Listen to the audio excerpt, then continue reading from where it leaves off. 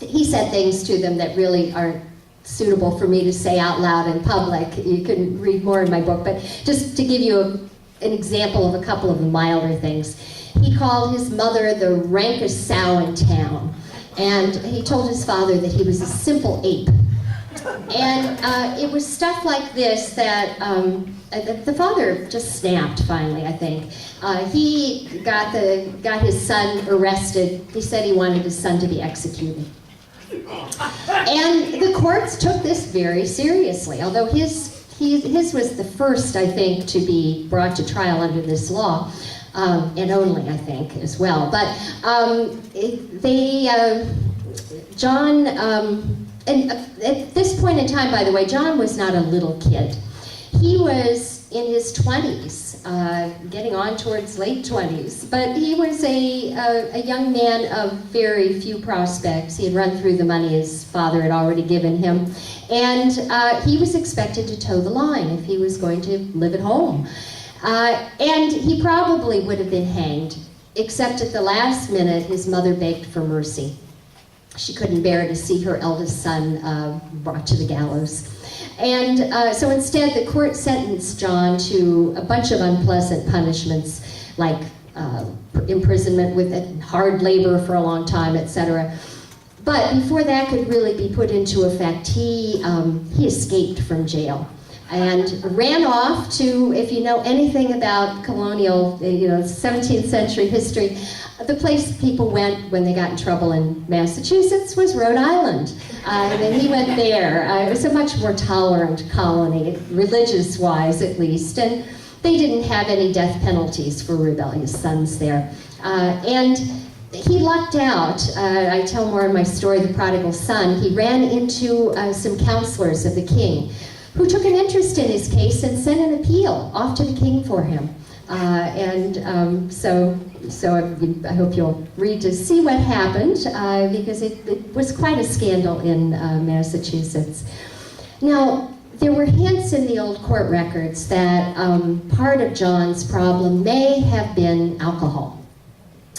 He could have been an alcoholic, and not surprising because everybody drank alcohol in those days. Beer and hard cider were everyday beverages, even for children.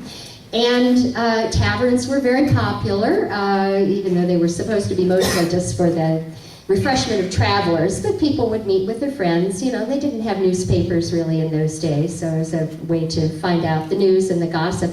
And what most people are not aware is that most of the court sessions were held at taverns as well, because Boston was the only town with a courthouse for most of the 17th century. And remember, those meeting houses were not heated, so they were not as friendly a place to have your court sessions. The taverns not only had heat, but they had refreshments. And I ran into some cases where people had too much refreshment, waiting for their cases to come to trial. One man named Daniel Ella from Haverhill, for example, he was in for cursing. Now, all of us probably would have ended up in court at some point in those days, because cursing was something you could be tried for.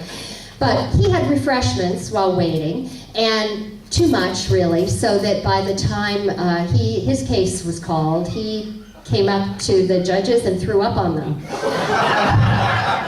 That didn't help his situation at all. They added drunkenness to his list of offenses, as you can imagine. Now, I tell more alcohol-related stories in my book, and tell about a drinking party at Harvard that happened in 1676. Perhaps it was a bit of a celebration because King Philip's War had pretty much just ended then. But there were a bunch of Harvard students and some townie friends too who started drinking about noon one day, hard cider, and then they moved on to got some rum when they used up all the cider. And by the way, you need to keep in mind, these were divinity students. That was the whole point of Harvard and Yale too in those early days. And so instead of reading the Bible and learning their Latin and Greek, they were drinking the day away. And these parties, well, I found this stash of court records at the Harvard Archives, some records that had pretty much been overlooked for a long time. And it told how the party spread to private houses in Cambridge as well over a period of several days. And the parties, I thought, were interesting for a number of reasons. There were people from all levels of the social hierarchy partying together, more or less as equals.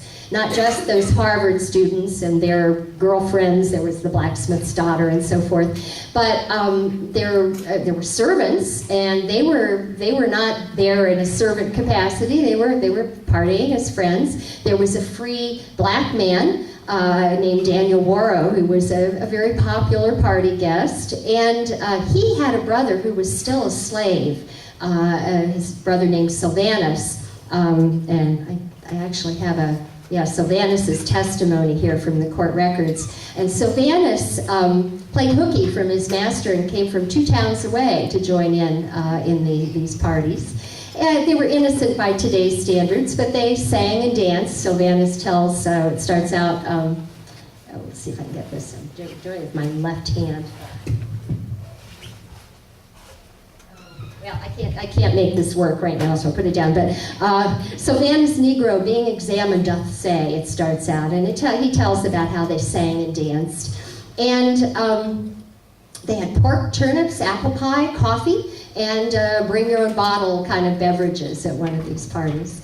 But apparently they were finally too noisy, or somebody was jealous at not having been invited, and everyone was arrested, rounded up, including Sylvanus Warrow, the slave, and they were all interrogated by Thomas Danforth, that judge, and fined for things like dissolute behavior and night walking. Though the Harvard students weren't punished, I think it was a political hot potato, really, because it turns out a couple of the Harvard president's sons were at the parties, and they were probably untouchable.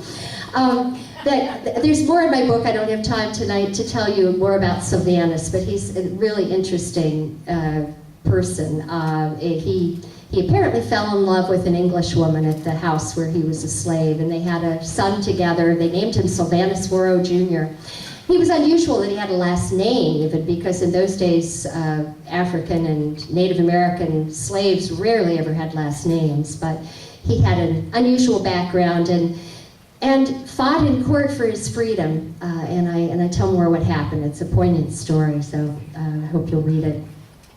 Now, I did want to tell a bit more about this couple that I mentioned, sort of a Bonnie and Clyde kind of couple, who is, in my story, a woman of enthusiastical power. The woman was kind of mysterious. Her name was Mary Ross, started out in Boston.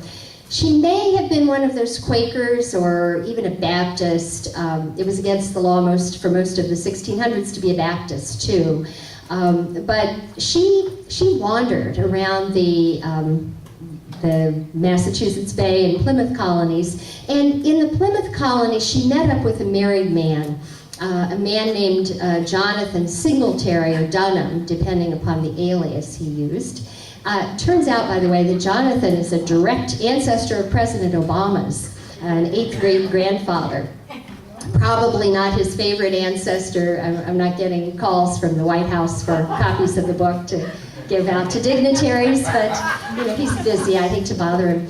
But anyway, Jonathan started out in Haverhill, kind of an ordinary guy, although he got into, well, he ended up accusing another man of witchcraft, and didn't prove it. And not long after that, he and his young wife moved to the New Jersey colony. And there he was sort of, again, kind of an ordinary guy, but he evidently had a midlife crisis or a religious conversion. There were Quakers in New Jersey at the time. And he abandoned his wife and family, reinvented himself as kind of a freelance preacher, and went back to New England, where he met up with this Mary Ross. And as he described their relationship, he said he followed her, doing whatever she told him to do, led by her enthusiastical power, and hence the title of my story.